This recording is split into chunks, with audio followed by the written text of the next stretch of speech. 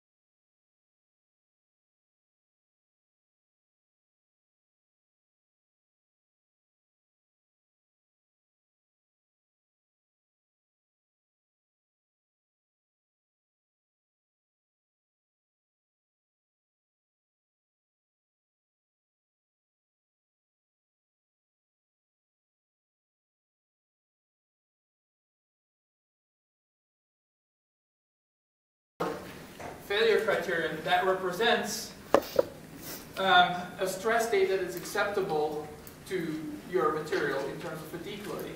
If your stress state, a combination of sigma A prime and sigma M prime, falls within that contour, then your element is not going to fail. If it falls outside of that contour, then it is going to fail. The same principle of what we learned when we were looking at failure criteria for ductile and brittle materials under static loading. And so for the first two, the Soderberg and Goodman, we call them the Soderberg and Goodman line. So you're going to expect to see some kind of linear behavior here, and that's essentially what you need to see. And so this is the first one, and then that is going to be the second one. And I'm going to mirror this, and we're going to talk about the intercepts here with the axis in just 1 second. And this is all perfectly symmetric around the y-axis. Now let's think about our limiting cases. The first limiting case, we said, what if our steady component is equal to 0, meaning sigma m prime is equal to 0, then we have a perfectly alternating stress. In that case, what is the limit here, the intercept with the sigma a prime axis? What is that intercept going to be in the context of infinite fatigue life?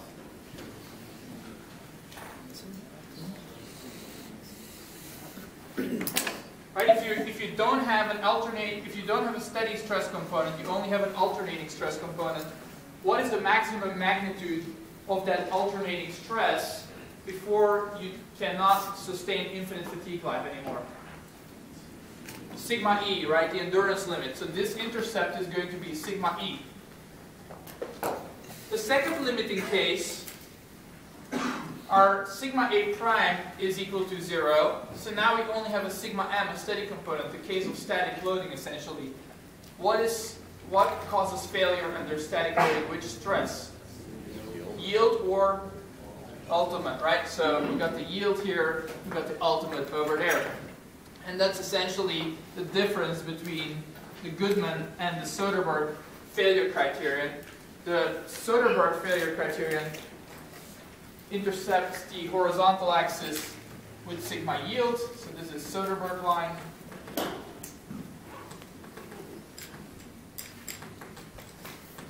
And then this guy here is the Goodman line.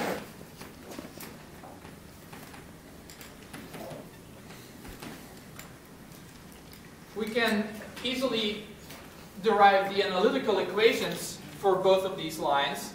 We're going to say that sigma m prime over sigma yield plus sigma a prime over sigma e is equal to 1 over n, where n is the safety factor, and this is the equation of your Soderberg line. So if you have to calculate the safety factor for infinite fatigue life according to the Soderberg criterion, you're looking for this n, and so you plug in your sigma m prime, you plug in sigma a prime, you calculate sigma e, you get the yield stress from the tables, and out falls your safety factor, okay? Now for your Goodman line, the equation is of course very similar. Sigma m prime, instead of sigma yield, this is going to be sigma ut, and then everything else remains the same. And physically this makes sense too, right? So if you think about your limiting cases, if you think of the limiting case where your steady state component is equal to 0, then this term goes to 0, and you're essentially comparing your alternating stress component to your endurance limit to find the safety factor for infinite fatigue life, right? For static strength, this is just a safety factor that we've always been using when we calculate the safety factor against static yielding. This is your static stress, your equivalent static stress, normal stress, and you compare that to your yield stress, and out drops your safety factor, right? And so that's always how I think about it, how I remember these equations. You compare your static stress, your steady stress, to your yield stress or your ultimate tensile stress, depending on which criterion it is. And then you compare your alternating stress against your endurance limit, and that will give you your safety factor. Now it turns out that if we compare these two experimental data, it turns out that both the Soderberg line and the Goodman line are very conservative.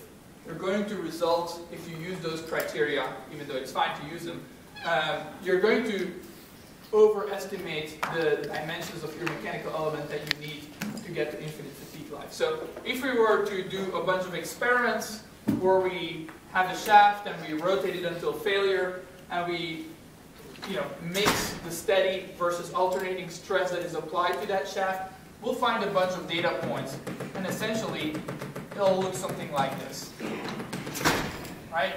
So all these blue points here, this cloud of data points, essentially represents a combination of alternating and steady stress applied to the same shaft. And so this is what you see. And so you can see that these failure criteria are too conservative. You could go further out, so to speak, and still not get failure.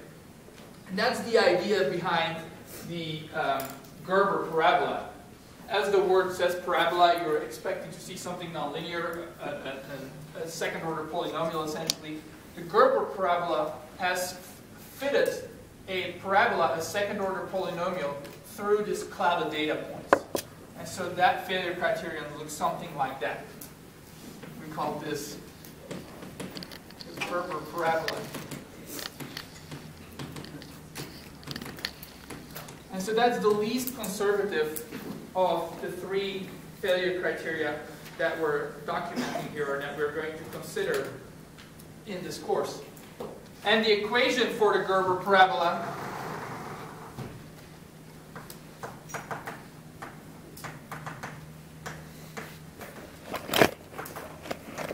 is as follows. And all these equations are obviously on your formula sheet. Let me perhaps pull it up right away here.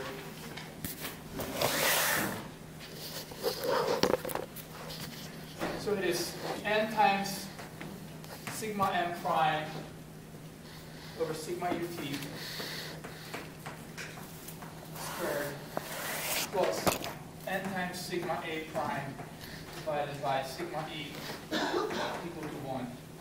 And so if you were to solve this Gerber parabola equation for as a function of n, and find the roots for which n, solve this for n, you get two solutions. And you'll find for n probably one negative one, that's a trivial solution, and then you find one positive one. And that's your actual safety factor. Okay, let's do, yes? Well, just looking at the picture, looks like the parabola is like symmetric about the center line. Would then the positive and negative n values be equal in magnitude?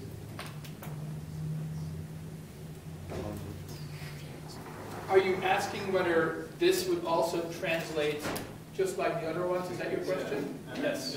And if it does, then does the safety factor, the positive and negative values, are they the same in magnitude, so would you take the absolute value? Yes, and the reason for that is that this is mostly for ductile materials, and ductile materials have the same behavior in compression and in tension. Okay. So that's why this is symmetric with respect to the vertical axis. If this were to be a brittle material, we wouldn't be using that here, because that would not be symmetric. Thank you. Any other questions before we do an example problem? Yes? Quick question on your notation here. Your sigma m primes are different than in the equation sheet. Is there a...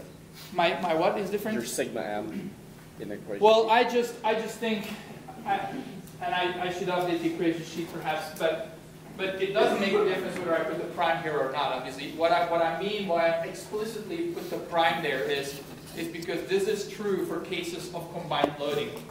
And so, you know, and that's true for that equation too, obviously, but I explicitly put the prime there because that's the notation that we've been adopting, where sigma m prime is essentially sigma m squared plus 3 times tau m squared to the power 1/2, right? And sigma a prime is sigma a squared plus 3 times tau a squared to the power 1/2. And so if you deal with fluctuating stresses and you have a stress state that consists of both steady and an alternating component, you will always first group your alternating stress and you group your steady stress and then combine them into an equivalent alternating stress and an equivalent steady stress. And those are the components that you use in those failure criteria. Okay? And we're going to do that right away in an example here.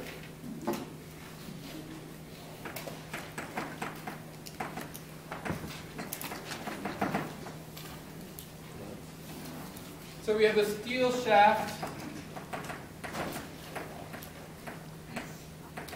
that is rotating, and it has an endurance limit sigma E, not sigma E prime, sigma E of 280 megapascal, and it has a yield stress of 420 megapascal and an ultimate tensile stress of 560 megapascal. Usually you would go find those values in a table, and then sigma E would be derived from sigma E prime, and you finding the endurance limit modifying factors. But now I'm supplying you with all of the information.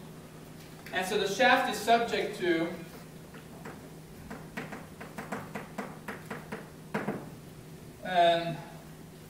steady torsional stress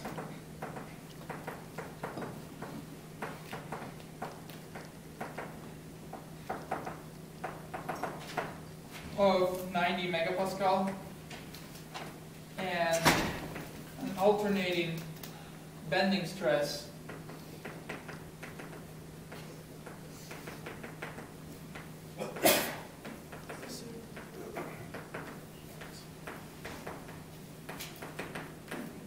of 175 megapascal. And so the question is, use the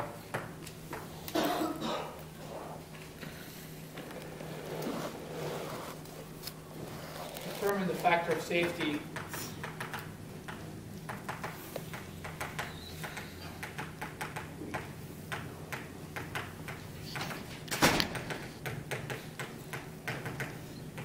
using the Goodman and the Gerber theory.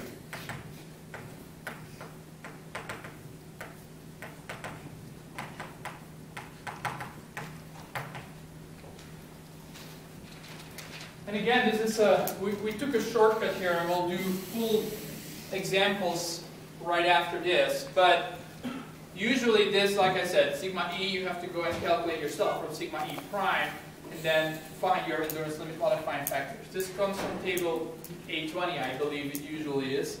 And then this you usually get from your internal moment diagrams, right, and your internal force diagrams.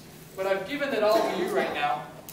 And we just want to practice the concept of applying those failure criteria for fatigue failure or fluctuating stresses.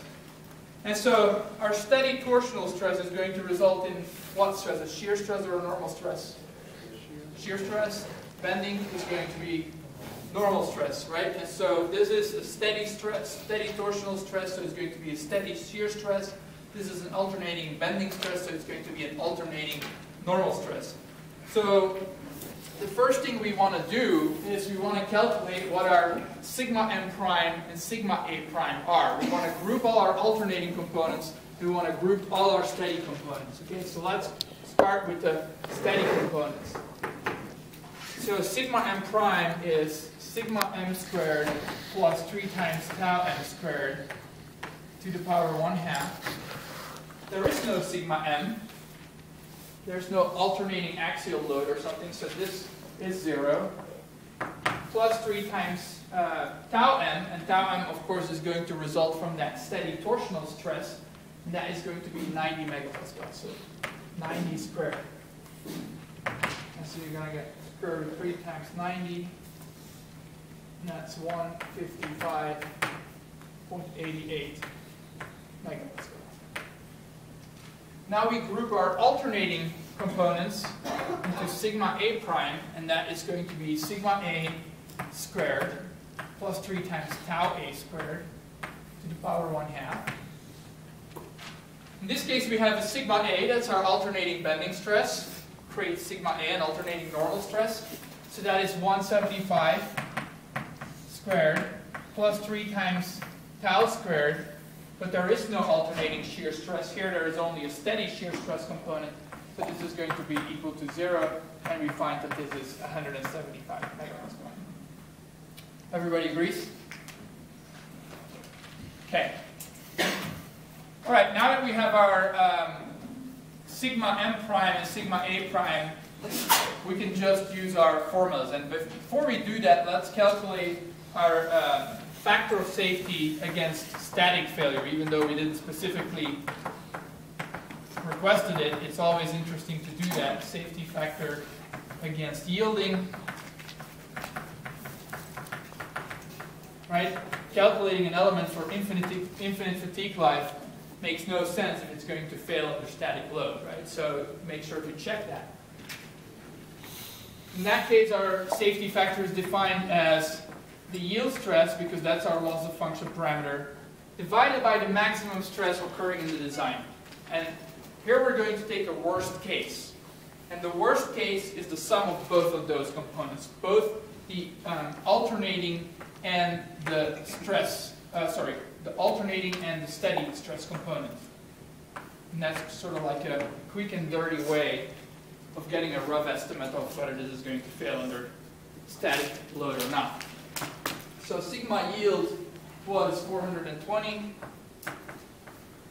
and then sigma m prime we calculated to be 155.88, and sigma a prime is 175, and so that gives you a safety factor of 127. So it's not going to fail